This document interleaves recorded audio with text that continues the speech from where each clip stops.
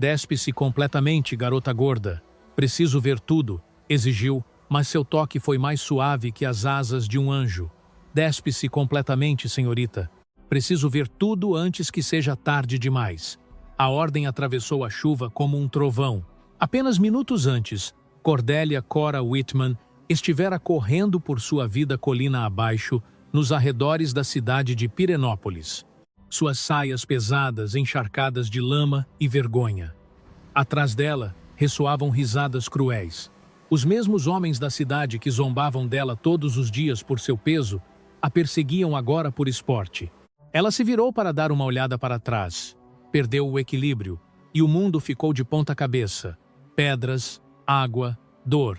Então, a escuridão. Quando abriu os olhos, o mundo era um borrão de tempestade e luz de fogueira. Uma figura alta e sombreada estava ajoelhada ao seu lado, suas mãos movendo-se com velocidade experiente. Sua voz baixa e firme lutava contra o pânico em seu peito. "Você está sangrando muito", disse ele. "Se eu não a tratar agora, você não sobreviverá à noite." Sua visão clareou o suficiente para vê-lo. Luciano Ashford, o homem a quem a cidade chamava de o Doutor do Mato. Ombros largos, cabelos escuros encharcados pela chuva e olhos da cor de um lago congelado. O homem que todos temiam, porém, cujo toque era preciso, profissional e estranhamente gentil. Ele a levantou sem esforço da correnteza gelada e a carregou através da mata, seu sobretudo envolvendo-a como um casulo. Cada passo era firme, cada respiração controlada. Não eram os movimentos de um monstro, mas de um homem que se recusava a deixar que outra vida escapasse. Dentro da cabana tênue, ele a deitou sobre uma mesa de madeira cercada por frascos de vidro e instrumentos cirúrgicos. Olhou-a diretamente nos olhos. "Escute-me", disse ele, seu tom agudo pela urgência. "Tenho que examiná-la em busca de lesões internas. Isso significa que você terá que tirar cada camada." Agora, a tempestade uivava lá fora. Cora congelou, dividida entre o medo, a vergonha e a centelha cintilante de confiança no estranho que acabara de salvar sua vida. O cheiro de ervas antissépticas preencheu o ar, misturando-se ao crepitar da lenha.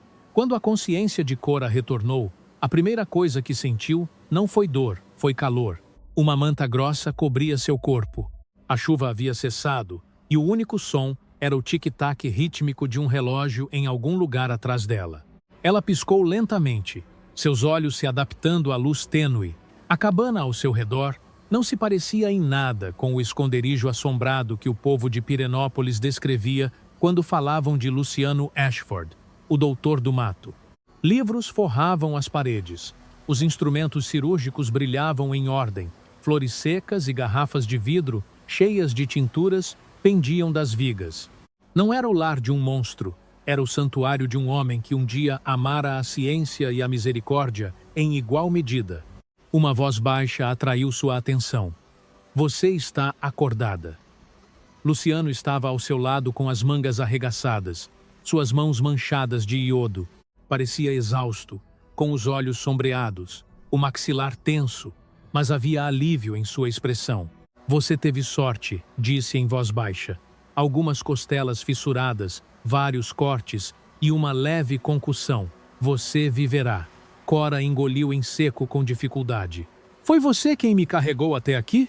Ele assentiu. "Você caiu na ribanceira." Eu a ouvi gritar.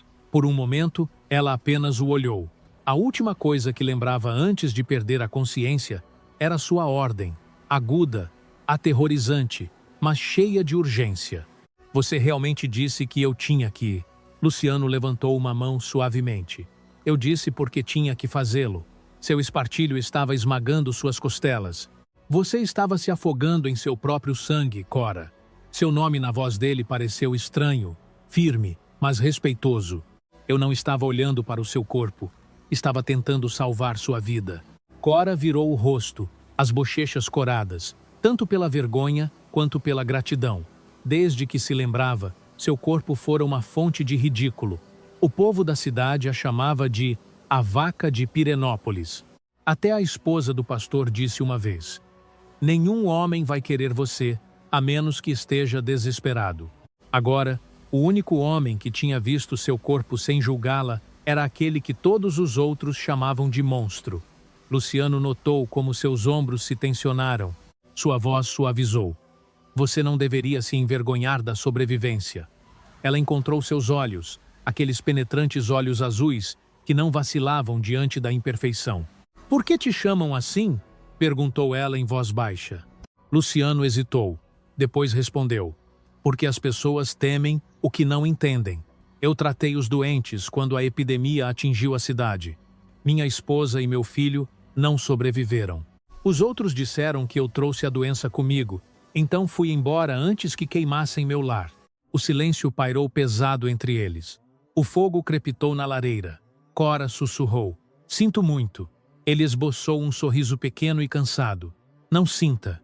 Aqui, a dor é a única coisa honesta o suficiente para me fazer companhia.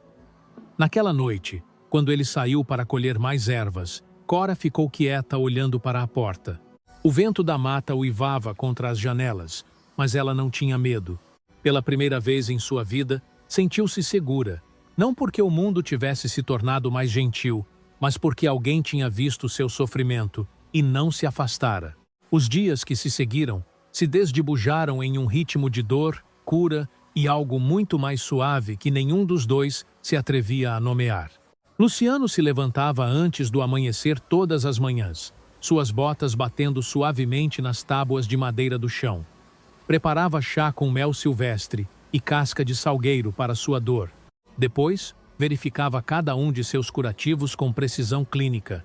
No entanto, toda vez que seus dedos roçavam sua pele, havia uma doçura ali, uma reverência silenciosa que fazia Cora perder o fôlego. No início, ela não conseguia olhar nos olhos dele. Sua mente revivia a humilhação que sofrera em Pirenópolis, as risadas, as zombarias, a forma como os homens a tinham olhado com nojo ou escárnio. Ela tinha aprendido a se fazer pequena, invisível, a ocupar o menor espaço possível, mas, naquela cabana, não podia se esconder. O olhar de Luciano não era cruel, era firme. Quando ela tentou se desculpar por ser um peso, ele simplesmente disse: "Não faça isso, você está viva.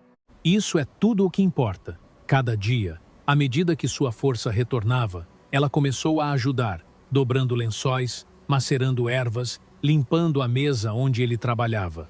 Uma vez, ela queimou a mão enquanto enchia a chaleira, e imediatamente ele pegou seu pulso, mergulhou-o em água fria e pressionou uma pomada de confrei e hortelã sobre sua pele. "Você se apressa demais", murmurou, enfaixando sua mão com cuidado. Cora riu suavemente. "Parece minha mãe." Luciano a olhou com um leve sorriso. Então, ela deve ter sido uma mulher sábia. Sua risada permaneceu na cabana muito tempo depois que ele voltou aos seus livros. Na segunda semana, a mata começara a mudar de cor. Folhas douradas dançavam através das janelas, pousando no parapeito ao lado de sua cama. Luciano a surpreendeu, olhando para elas fixamente. "Em breve você terá força suficiente para sair para caminhar", disse ele. "Você acha que eu deveria voltar para a cidade?" perguntou ela. Sua expressão escureceu. "Ainda não. O mundo lá embaixo não mudou. Talvez seja eu quem precisa mudar", sussurrou. Ele a estudou por um longo momento, depois disse: "Você não precisa se tornar menor para que valha a pena ser salva, Cora. Eles estavam errados sobre você." As palavras atingiram algo profundo dentro dela, algo que ela não sabia que estava faminto. Quis agradecê-lo, mas o nó em sua garganta a impediu. Em vez disso, estendeu a mão para a dele e a segurou. Ele não se afastou. Numa manhã, uma tempestade desabou sobre o vale, sacudindo a cabana com vento e trovões. Um raio partiu o céu, e Cora acordou assustada com um grito. A dor em suas costelas se acendeu. Luciano esteve ao seu lado em um instante. "Calma", disse, pressionando uma mão sobre seu ombro. "Você está a salvo." As lágrimas rolaram por suas bochechas antes que ela pudesse contê-las. "Sinto muito", pensei. Pensei que estava caindo de novo. Ele ficou ao seu lado até que a tempestade passasse. Sua voz era baixa, firme, como um batimento cardíaco na escuridão. Quando a luz da manhã finalmente atravessou as nuvens, ela viu algo novo em seu rosto. Não apenas compaixão, mas uma espécie frágil de esperança. Luciano sussurrou: "Por que você me salvou? Você poderia ter me deixado morrer e ninguém saberia." Ele a olhou. Então, realmente a olhou e disse em voz baixa: "Porque, quando a encontrei, vi alguém que ainda não tinha desistido. Eu precisava desse lembrete." A partir daquele dia, o ar entre eles mudou. Quando ela ria, ele escutava. Quando ele trabalhava, ela sentava perto, cantarolando suavemente. O silêncio que uma vez preencheu a cabana agora era quente, como a luz do sol depois do inverno. As cicatrizes de Cora começaram a desaparecer. Também as muralhas ao redor do coração de Luciano. Nenhum dos dois falou disso em voz alta, mas ambos sabiam que algo tinha começado. Frágil como uma chama ao vento, mas forte o suficiente para iluminar os cantos mais escuros de sua solidão. A primeira geada da estação chegou suavemente, cobrindo a mata de branco. Cora estava no umbral, envolta em um xale de lã, seu hálito formando pequenas nuvens no ar frio. Atrás dela, o aroma de pinho e fumaça preenchia a cabana, o aroma do lar. Luciano estava cortando lenha perto da linha das árvores, seus movimentos precisos e rítmicos. Cada golpe do machado parecia aliviar algo dentro dele, como se estivesse cortando mais do que apenas madeira. Talvez culpa, talvez dor. Cora o observava em silêncio, o constante subir e descer de seus ombros, preenchendo-a com uma inesperada sensação de paz. Estava vivendo ali há quase um mês. O que uma vez fora um refúgio desconhecido agora, parecia o único mundo que fazia sentido. Sua força havia retornado, mas ela não sentia desejos de ir embora. Naquela noite, enquanto os flocos de neve sussurravam contra as janelas, Luciano a ensinou a preparar uma pomada curativa com raiz de confrei e cera de abelhas. Eles trabalharam lado a lado na mesa de madeira, suas mãos desajeitadas, mas ansiosas. "Você mexe rápido demais", disse ele em voz baixa, observando seus movimentos. Ela sorriu. "Você diz isso sobre tudo o que eu faço. Por que você se apressa?" replicou ele, a diversão brilhando em seus olhos. "E você nunca o faz?" respondeu ela com um tom brincalhão. Ele levantou o olhar, então realmente a olhou, e pela primeira vez, o ar entre eles mudou. Suas bochechas coraram sob o olhar dele, mas ele apenas sorriu levemente antes de voltar ao seu trabalho. "Paciência", disse com a voz baixa. "Isso é o que a medicina e a cura requerem mais." Eles começaram a compartilhar mais do que silêncio. Toda manhã, Cora ajudava a avivar o fogo e a alimentar os animais que Luciano criava para leite e ovos. Limpava os instrumentos que ele usava, alinhava os livros em filas ordenadas e enchia a cabana com o pequeno zumbido de calor doméstico que lhe faltara por muito tempo. Luciano, por sua vez, viu-se falando novamente sobre ervas, anatomia e até sobre o hospital da cidade onde um dia trabalhara. Contou-lhe sobre os pacientes que tentara salvar e sobre as 2 sepulturas em uma colina longe dali que guardavam sua esposa e filho. "Enterrei-os eu mesmo", disse uma noite. Sua voz era tão suave que ela quase não a ouviu sob o crepitar do fogo. Depois disso, não conseguia suportar tocar em outro ser humano até que você chegou. Cora não respondeu de imediato. Estendeu a mão, tomando a dele, áspera, quente, tremendo levemente. "Você não apenas me tocou", disse ela. "Você me trouxe de volta." Ele girou a palma para segurar a dela. O contato durou mais do que deveria, ambos fingindo não notar. À medida que a neve se tornava mais profunda, também se tornava o vínculo entre eles. Houve momentos em que a risada encheu a cabana, a dela brilhante e livre, e a dele baixa e rara. Houve noites em que o silêncio dizia mais do que as palavras, quando suas mãos se roçavam enquanto trabalhavam, ou seus olhos se encontravam através da mesa, enquanto a luz do fogo dançava. Uma vez, ela o encontrou dormindo em sua mesa, um livro de medicina aberto sob seu braço. Ela colocou uma manta sobre ele, seus dedos roçando a borda de seu cabelo. Ele se remexeu, murmurando o nome dela. "Volte a dormir", sussurrou ela. "Você já salvou o suficiente por uma vida." E, enquanto se afastava, percebeu que, em algum momento, tinha deixado de vê-lo como um médico. Ele era outra coisa completamente diferente. O homem que a tinha visto em seu pior momento e a tinha tratado como se fosse algo sagrado. Uma noite, quando o fogo ardia baixo e o vento gemia lá fora, Cora perguntou em voz baixa: "Você alguma vez deseja poder começar de novo em algum lugar onde ninguém saiba seu nome?" Luciano ficou olhando para as chamas por muito tempo. "Todos os dias", admitiu. Ela hesitou. "Então, talvez pudéssemos começar de novo os dois juntos." Ele se virou para ela, a surpresa cintilando em seus olhos, mas atrás dela, algo mais quente, algo parecido com o desejo. "Cora", disse lentamente, "você não me deve nada." "Eu sei", respondeu ela com a voz firme. "É isso que torna real." Ele sorriu levemente. Depois estendeu a mão, afastando uma mecha de seu rosto. Por um momento, nenhum dos dois falou.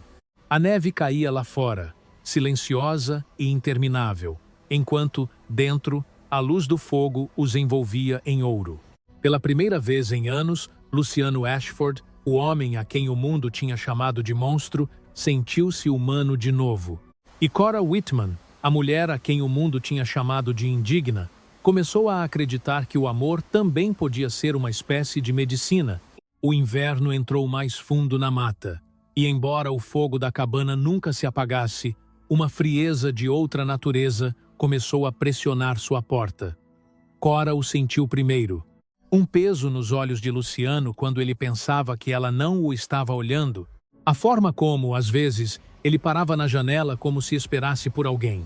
Numa manhã cinzenta, enquanto ela moía ervas para o chá, o som de cascos quebrou a calma. Luciano se tensionou instantaneamente, sua faca congelada no meio do corte. "Fique dentro", ordenou, sua voz baixa, mas cortante.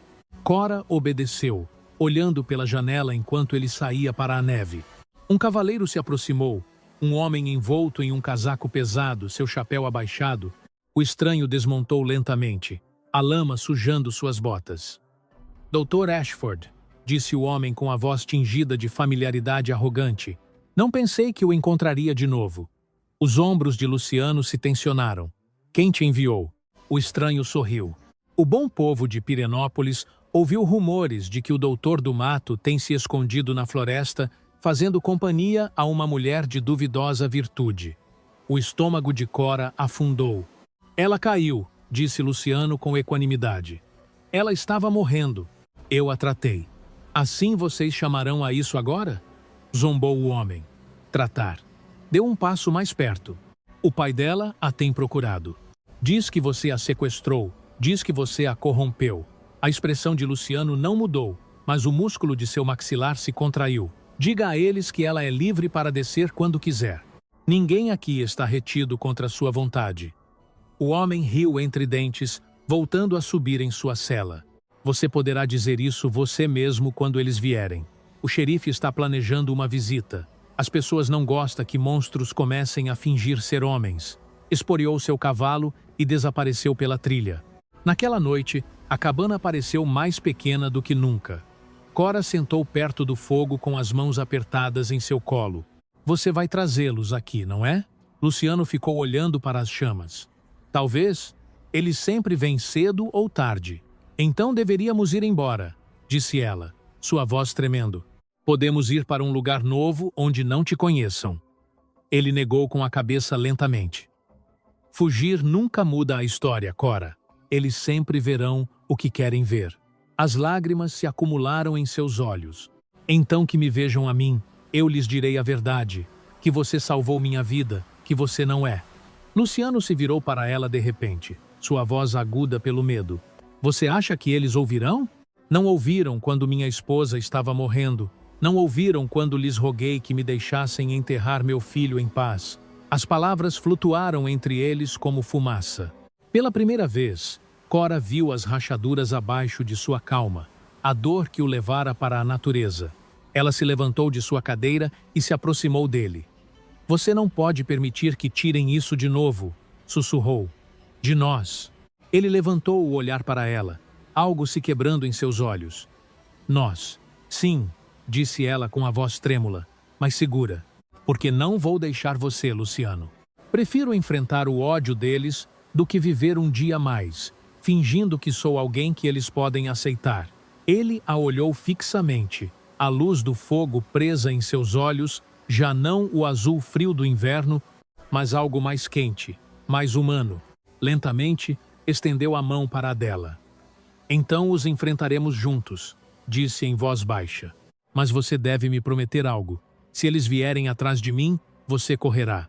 Ela negou com a cabeça. Não, eu corri uma vez e quase me matou. Desta vez, eu fico. Lá fora, a neve começou de novo, silenciosa e implacável. A mata pareceu conter a respiração. À distância, fracamente, o eco de cascos chegou através das árvores, mais de um. Desta vez, Luciano se levantou, caminhando até a porta, sua silhueta emoldurada pela luz do fogo. Parece, murmurou, que o mundo vem cobrar sua dívida. Cora se colocou ao seu lado, sua mão buscando a dele. Então, que venha. Juntos, enfrentaram a tempestade que finalmente estava a caminho. A noite chegou pesada com neve e ameaça. Quando o som dos cascos ressoou pela encosta, Luciano já tinha apagado as lamparinas. Apenas o fogo cintilante permanecia, projetando longas sombras através das paredes da cabana. Fique atrás de mim, murmurou, verificando o rifle apoiado contra o batente da porta. O coração de Cora batia com força enquanto olhava pela janela. Meia dúzia de cavaleiros emergiram da escuridão, tochas na mão, rostos avermelhados pela bebida e pela raiva. No centro, cavalgava o xerife Coleman, um homem corpulento com olhos frios e uma insígnia que brilhava como o gelo. Luciano Ashford, bradou o xerife. Você está preso por sequestro, negligência e bruxaria. Luciano saiu para a neve, o casaco desabotoado, seu hálito subindo como vapor. Não fiz nada de errado. O xerife cuspiu. Você é um mentiroso e um profanador de tumbas. Todos nós lembramos o que aconteceu na cidade. Aqueles corpos que você abriu em nome da medicina. Você é lixo escondendo-se atrás de palavras elegantes. Cora não pôde ficar dentro e rompeu pela porta, a neve rangendo sob seus pés descalços. Pare! Gritou. Ele salvou minha vida. Você está condenando um homem inocente. A multidão murmurou, alguns surpresos de vê-la viva, outros zombando. Senhorita Whitman, disse o xerife com escárnio. Ninguém a obrigou a defender este homem. Talvez ele a tenha sob algum tipo de feitiço. Não tem feitiço nenhum, gritou ela. Ele tem compaixão, algo que esta cidade esqueceu há muito tempo. Luciano se virou para ela, os olhos ferozes. Volte para dentro, Cora. Não, disse ela, aproximando-se, interpondo-se entre ele e a pistola do xerife. Não permitirei que tirem isso como tiraram todo o resto de você. O sorriso do xerife desapareceu. Afaste-se, garota. A voz de Luciano desceu perigosa. Se você tocá-la, xerife, esquecerei cada juramento que fiz. O vento uivou entre eles. Por um longo momento, ninguém se moveu. Então, da parte de trás do grupo, um homem mais velho falou. O ministro da cidade, sua voz tremendo. Eu a vi cair naquele dia, disse. Ele a carregou através da tempestade. Ela teria morrido sem ele. Isso não é um monstro, é um sanador. As palavras flutuaram no ar, cortando a tensão. Os olhos do xerife vacilaram, a dúvida nublando sua certeza. Lentamente, um por um, os homens baixaram suas tochas. Luciano exalou, o rifle ainda ao seu lado. Coleman grunhiu. Isso não acabou, Ashford, mas talvez não comece esta noite. Girou seu cavalo e fez um gesto para os outros que o seguissem. Em questão de minutos, o som dos cascos se desvaneceu na tempestade. Quando finalmente chegou o silêncio, Luciano se virou para Cora. Suas bochechas estavam molhadas pelas lágrimas. Seu corpo tremia pelo frio e pela adrenalina. Você não deveria ter feito isso, sussurrou. Ela sorriu através dos lábios trêmulos. Você salvou minha vida, Luciano. Esta noite eu salvei a sua. Ele estendeu a mão, afagando seu rosto, seu polegar limpando a neve que derretia em sua pele. Você é a alma mais corajosa que já conheci. E você, disse ela, em voz baixa, é o homem mais gentil que eles jamais temerão. A luz do fogo se derramou da porta da cabana atrás deles, dourada contra a noite. Juntos, entraram de novo, Duas almas que já não se escondiam, que já não se envergonhavam, que já não estavam sozinhas. O amanhecer chegou em silêncio, suave e prateado. A tempestade tinha passado, deixando para trás um mundo limpo. Os galhos brilhavam com a geada e o vale lá embaixo jazia, sepultado sob um oceano de neve. Dentro da cabana, o fogo ardia baixo, seu calor zumbindo através das paredes. Luciano sentou-se junto à janela, uma xícara de café esfriando em sua mão, observando Cora mover-se suavemente pelo quarto. Ela cantarolava em voz baixa enquanto dobrava lençóis, suas bochechas ainda coradas pela noite anterior. A cada poucos momentos, ele se surpreendia olhando-a fixamente, não para suas cicatrizes ou sua forma, mas para sua luz, para a mulher que tinha enfrentado o ódio e o medo apenas com a verdade. Quando ela notou seu olhar, sorriu timidamente. "O que foi?" Luciano deixou a xícara e se levantou. "Continuo pensando na noite passada", disse em voz baixa. "Por anos, acreditei que ninguém poderia me ver nunca como algo além de um monstro. Mas você me olhou como um homem que vale a pena ser salvo." Cora se aproximou, sua voz suave, mas firme. "Porque é isso que você é. Você curou meu corpo e meu coração." Ele estendeu a mão, seus dedos afastando uma mecha de cabelo de seu rosto. "Então, talvez nós tenhamos salvado um ao outro." Lá fora, a luz do sol se derramou através das árvores, tornando a neve dourada. A cabana parecia brilhar de dentro, como se a própria mata a tivesse abençoado. Luciano a puxou para perto, suas testas se tocando. "Você está a salvo aqui", murmurou. "É seu lar agora, se você quiser." Os olhos de Cora se encheram de lágrimas. "Yae." Enquanto o fogo crepitava e a luz da manhã se estendia pelo chão, os dois permaneceram em um abraço silencioso, prova de que mesmo em um mundo que temia a ambos, o amor tinha encontrado seu caminho através da neve.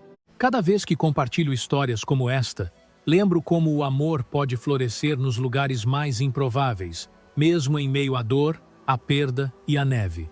A história de Luciano e Cora não trata apenas de curar feridas do corpo, mas da alma, de aprender que a bondade pode soar como salvação e que um toque suave pode reescrever toda uma vida de vergonha. Se você alguma vez já foi julgado por sua aparência ou já amou alguém que o fez sentir-se visto de novo, esta história é para você. Diga-me, de que parte do mundo você está me ouvindo esta noite? Por que me lembra para que servem realmente histórias como esta? Elas não vivem apenas em palavras, vivem em nós, na forma como continuamos acreditando, mesmo depois do desamor, na forma como ainda escolhemos a amabilidade quando o mundo nos diz para não o fazermos, na forma como mantemos vivo o fogo.